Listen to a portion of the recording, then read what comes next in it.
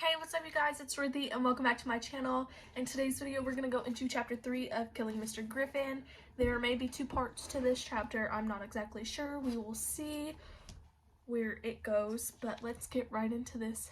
This video may contain sensitive topics and foul language. If you do not wish to continue, please click off the video now. You have been warned. Chapter 3. Davy, is that you, dear? Yes, Graham. Who else? Aren't you going to come in and see me? Sure, just a sec. David finished spreading mustard on a slice of bread, laid a hunk of cheese on it, and doubled it over.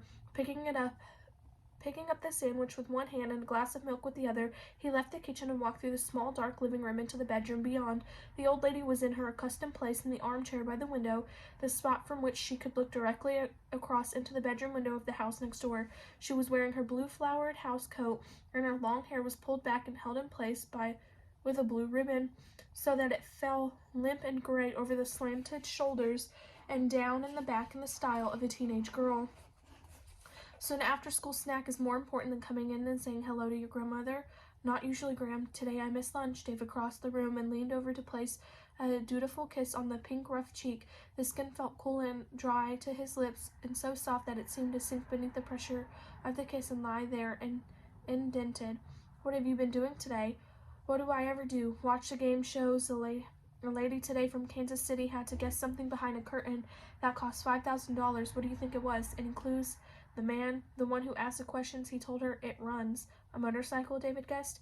She thought it was a small car, but it turned out to be a horse. Can you imagine? Did you ever think a horse would be worth that much money?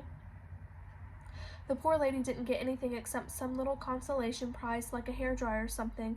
It doesn't seem fair, does it? They kept saying things to make her think it was going to be a car. Well, that's how it goes, I guess. But then it wasn't fair. The weak old eye settled upon David's sandwich. What is it that you have there? Swiss cheese? That does look good. Would you like me to make you one? Well, maybe just a half. Your mother went off to work this morning and didn't bother to leave anything fixed for lunch. Only a little bit of tuna. She didn't even leave some Jell-O. I know we have some. I saw the package last night when she brought it home from the store.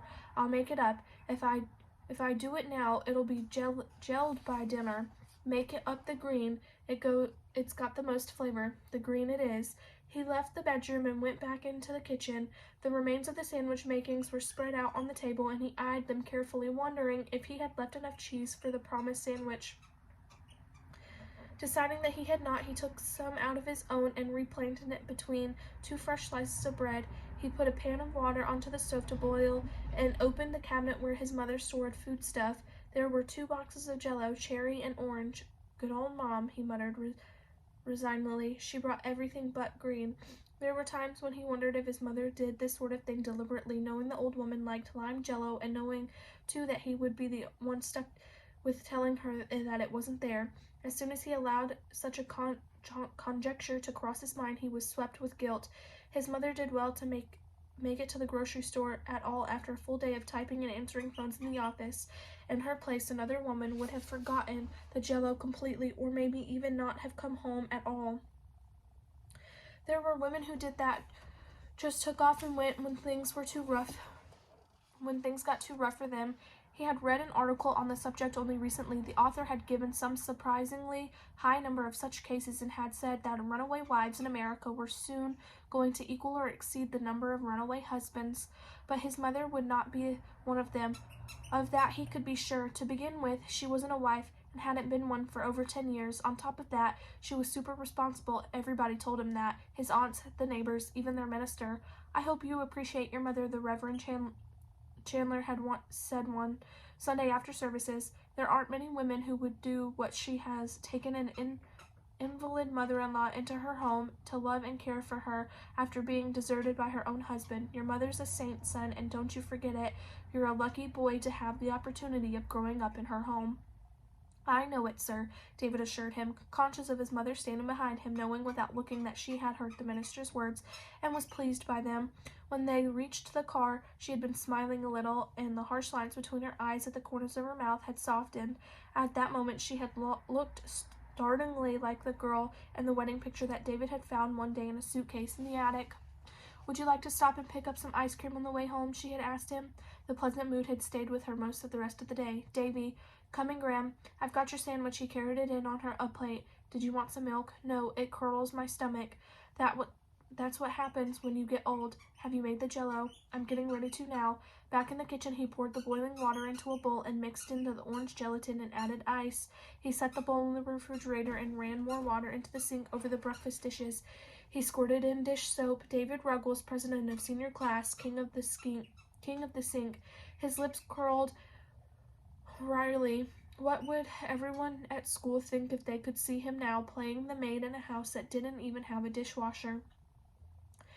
David had never overestimated himself. He knew exactly who he was and what he could do with what he had. He knew he was handsome. It was an unusual sort of handsomeness, but it was there and it worked. He looked exactly like his father. He couldn't remember his father very well, but he knew what he looked like from a wedding picture. His father had been a small man, slightly built, with the most beautiful face in the world.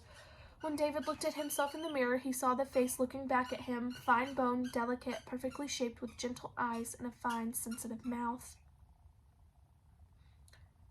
He wondered sometimes what his father had been like as a person with a face like that. He compared the face with his mother's, strong and sensible, and he tried to imagine two of them together, laughing and joking and holding hands, kissing perhaps. It was impossible. In his mind, his father's face was floating on a cloud, his mother's coming in the door behind a bag of groceries. One was a dream, the other was reality. He finished sponging the dishes and ran hot water from the tap straight over them to wash off the suds. His mother didn't like him to do this, as it used up too much hot water, but it was fast and easy. From the back room, his grandmother called, "Davy, is the jello ready yet?" "No, Gram, it'll be a couple of hours. I just put it in the fridge." He left the kitchen and went to pick up the sandwich plate. "Do you need anything else?" "Yes," the old woman said. "I have to go to the little girl's room." "Oh, Gram, can't you wait a while? I've been waiting all day." He knew this was not true.